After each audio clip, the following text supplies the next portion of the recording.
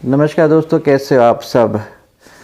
तो एक्चुअली मैं आज ये वीडियो बनाने का ख़ास कारण ये है कि मुझे कई सारे पेरेंट्स पूछ रहे हैं कि सर पेपर स्टार्ट हो गए हैं, अब 10th क्लास के जो एग्ज़ाम्स हैं कुछ दिनों में ही ख़त्म हो जाएंगे, तो उसके बाद आगे क्या।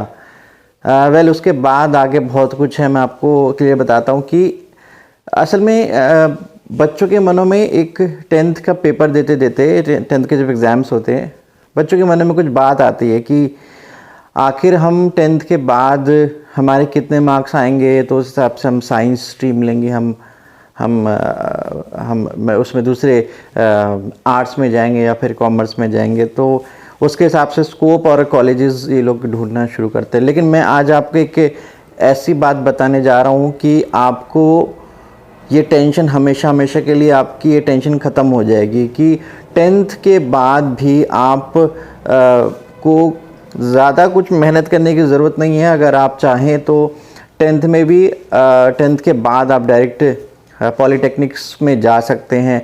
अगर आपको ये टेंशन रहती है कि हाँ 11th में हम क्या करेंगे, देखिए इसमें बहुत तरह की चीज़ें हैं। गवर्नमेंट की तरफ से पॉलीटेक्निक्स जो हैं वो आते हैं, और फ़िलहाल मैं आपको दो पॉलीटेक्निक्स के बारे में बताता हूँ।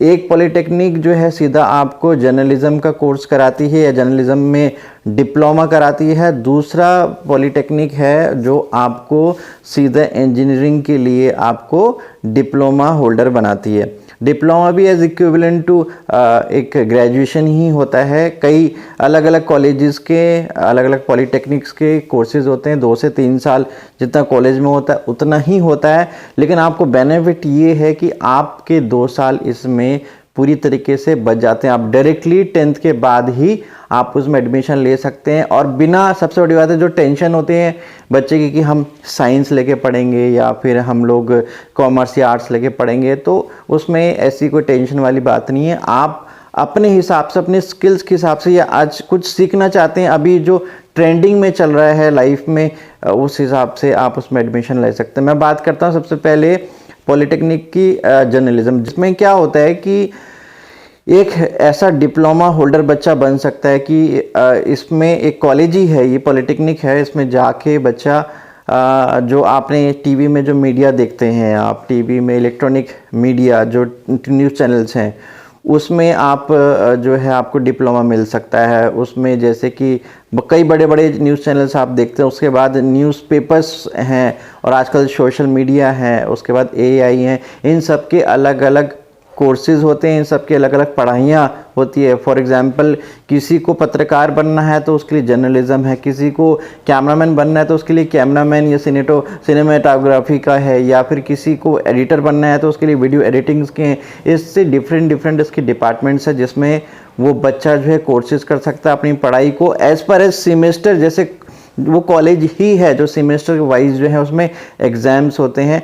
और इसमें सबसे अच्छी बेनिफिट क्या है कि ये कोर्सेज जो ये साल ख़त्म होते होते जब फाइनल ईयर आता है, सेमेस्टर्स लास्ट सेमेस्टर होते हैं, कि खुद कंपनीज आपके कॉलेजेस में आएंगी और कंपनी आके आपको प्लेसमेंट देगी, मतलब आपको नौकरी देगी। नौकरी का मतलब समझ रहे हैं कि जिस भी फील्ड में, सपोज़ मेरे एक एग्जांपल मैं आपको देता हूँ कि बच्चा जो है वो अपने स्पोकन उसकी बहुत अच्छी है, मतलब बहुत अच्छी भाषाओं को बोलता है, मल्टीलिंग्विस्टिक है, या कई तरह की बातें करना जानता है, या दिमाग से बहुत तेज़ तर्राट है, तो हो सकता है उसके पत्रकार बनने के चांसेस ज़्यादा हों। तो उसके लिए भी वो जब अगर पॉलीटेक्निक में जाता है, डिप्लोमा होल्डर बनने की कोशिश करता है, कि लास्ट की तरफ बहुत सारी ऐसे न्यूज़ चैनल्स हैं जो ऐसे कॉलेजेस में जाती हैं और अपने एजेंसीज में, अपने न्यूज़ चैनल्स में इनको नौकरी मिलते हैं। और इसमें गवर्नमेंट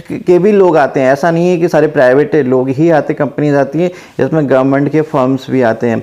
दूसरी बात आते हैं अब डिप्लोमा होल्डर इन पॉलीटेक्निक, जिसमें कि जैसे हम लोग इंजीनियरिंग करते हैं, जैसे बीई और बीटेक करते हैं, सिमिलरली ये भी एक डिप्लोमा ही है, जिसमें आपका बच्चा जो है या बच्चा जो है उसमें पूरी तरीके से उसमें इंजीनियर बन सकता है, इंजीनियर का डिप्लोमा होल्डर बन सकता है। इसमें भी सेम वैसी चीज़ें होती हैं कुछ जिसमें स्ट्रीम्स बता देते हैं, जैसे इलेक्ट्रॉनिक्स है, मैकेनिकल है, सिविल है, इनके स्कोप जो है थोड़ा ज़्यादा होता है। उसके बाद उनके सब ब्रांचेस शुरू हो जाते हैं। देखिए इलेक्ट्रॉनिक्स आपको पता क्या है, इलेक्ट्रॉनिक्स एंड कम्युनिकेशन, इलेक्ट्रिकल में डिप्लोमा होल्डर, या फिर सिविल्स जो लोग घरों को बनाते हैं, आजकल इनका बहुत ट्रेंड है, खासकर उन जगहों में जहाँ पे इंफ्रास्ट्रक्चर्स या फिर बिल्डिंग्स बनाई जाती हैं, और सिविल इंजीनियर्स की बहुत अच्छी डिमांड और सैलरी भी है।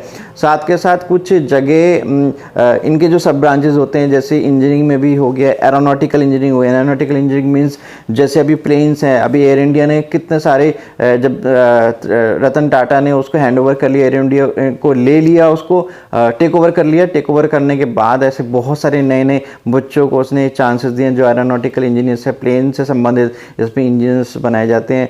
और ये सभी कोर्सेज, सभी पॉलिटेक्निक्स जो हैं जो आते हैं, अभी मेरे पास 2 कॉलेजेस के आए हुए हैं, एक जर्नलिज्म के लिए, रिपोर्टर के लिए, और एक मेरे पास आया हुआ है वो है डिप्लोमा इन इंजीनियरिंग। तो इन दोनों चीज़ों के लिए आए हुए हैं, और उनके इस महीने के लास्ट में इनकी डेट्स को ख़त्म हो रहे हैं। और ये दोनों ही जो पॉलिटेक्निक्स हैं ये गवर्नमेंट से रजिस्टर्ड होते हैं, एफिलेटेड होते हैं, और यूजीसी के अंडर में होते हैं। तो इसमें कोई दिक्कत वाली बात नहीं होती। आपको इन कॉलेजेस से डिप्लोमास मिलेंगे, जिसके आधार पर आप बहुत सारी नौकरियों को कर सकते हैं। अगर आप इनसे संबंधित किसी भी तरह के अगर कोई क्वेरीज करना चाहते हैं तो मुझे कमेंट सेक्शन में ज़रूर पूछ सकते हैं उन चीज़ों को। और आपको फॉर्म्स या प्रॉस्पेक्टस की ज़रूरत पड़े या फीस स्ट्रक्चर जानने की ज़रूरत पड़े, हाँ, एक बहुत इंपॉर्टेंट बात ये है कि ये बहुत ही रीज़नेबल प्राइसेस में होते हैं। ये बहुत ज़्यादा जैसे लोग कहते हैं कि भाई इंजीनियरिंग कराना है बच्चों को, इतना कराना है, इतना खर्चा नहीं, बहुत ही रीज़नेबल प्राइसेस हैं। और आपको पार्ट पेमेंट्स नहीं, बहुत ही रीज़नेबल प्राइसेस हैं, और आपको पार्ट पेमेंट्स की सुविधाएं भी मिलती है। अगर आप कॉलेजेस में जाएं, एकदम सिंपल से एक इंटरव्यू होता है, उसको क्रैक करना पड़ता है, बहुत इजी होता है, और उनमें जाके, और कुछ इंजीनियरिंग की पॉलिटेक्निक तो ऐसे हैं जो पेड सीट पे, सपोज आपका बच्चा जो है इंजीनियरिंग करना चाह रहा है लेकिन जगह नहीं मिली, सीट नहीं मिली, लेकिन कुछ उन लोग अपने ट्रस्टीज़ के कुछ पेड सीट्स रखते हैं, उस पेड सीट्स पे आप जाके उनको उनकी फीस देकर आप उस सीट को ले सकते हैं और पढ़ाई को आगे कर सकते हैं। तो ऐसे बहुत सारी जानकारियाँ मेरे पास हैं। अगर और भी ज़्यादा जानकारी आपको चाहिए हो तो आप मुझसे संपर्क करिए, कमेंट सेक्शन में लिखिए अपने बारे में, मैं आपसे ज़रूर कांटेक्ट करने की कोशिश करूँगा। ऐसे और भी कोर्सेज आफ्टर 10th क्या किया जा सकता है और बच्चा आपका लाइफ में कैसे सक्सेस को अचीव करेगा, मैं पूरे विस्तार से आपको अगले वीडियो में बताऊँगा।